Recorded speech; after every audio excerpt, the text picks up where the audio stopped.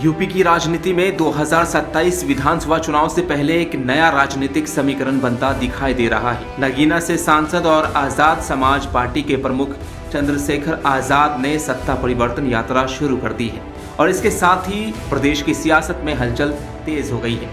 सवाल ये उठ रहा है कि क्या चंद्रशेखर आजाद आने वाले चुनाव में सिर्फ अपनी पार्टी को मजबूत करेंगे या फिर किसी बड़े गठबंधन का हिस्सा बनकर चुनावी तस्वीर बदल देंगे। चंद्रशेखर आजाद ने साफ कर दिया है कि उनकी पार्टी यूपी की सभी 403 विधानसभा सीटों पर चुनाव लड़ने की तैयारी कर रही है। उम्मीदवारों के चयन की प्रक्रिया शुरू हो चुकी है और नगीना लोकसभा चुनाव में मिली सफलता को पूरे प्रदेश में दोहराने की कोशिश की जा रही है। उनकी सत्ता परिवर्तन यात्रा पश्चिमी यूपी के बिजनौर और मेरठ इलाके से शुरू हुई। यात्रा के दौरान युवा सम्मेलन, महिला चौपाल और किसान बैठकों के जरिए लोगों तक पहुंचने का प्रयास किया जा रहा है। उनका दावा है कि ये सिर्फ राजनीतिक यात्रा नहीं बल्कि बदलाव का अभियान है जो प्रदेश के सभी 75 जिलों तक पहुंचेगा। लोकसभा चुनाव में नगीना सीट पर मिली बड़ी जीत के बाद चंद्रशेखर का आत्मविश्वास बढ़ा है। खासकर दलित, युवा और छात्र वर्ग के बीच उनकी पकड़ मजबूत होती दिखाई दे रही है।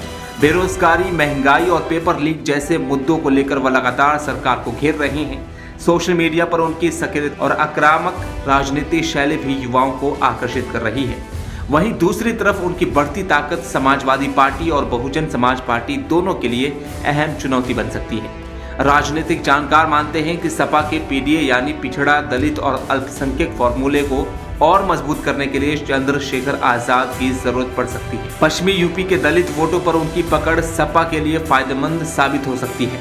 हालांकि अभी तक दोनों दलों के बीच किसी औपचारिक गठबंधन की घोषणा नहीं हुई है।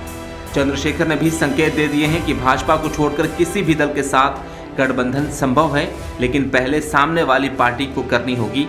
फिलहाल वह अकेले ही मैदान में उतरकर अपनी ताकत दिखाने की कोशिश कर रहे हैं। अब सबसे बड़ा सवाल यही है कि 2027 के चुनाव तक चंद्रशेखर आजाद अकेले लड़ाई लड़ेंगे या किसी गठबंधन का हिस्सा बनेंगे, या फिर अपनी ताकत के दम पर यूपी की राजनीति में ऐसा समीकरण खड़ा करेंगे जो भाजपा, सपा और बसपा तीनों की स्ट्रैटेजी को प्रभावित कर दे।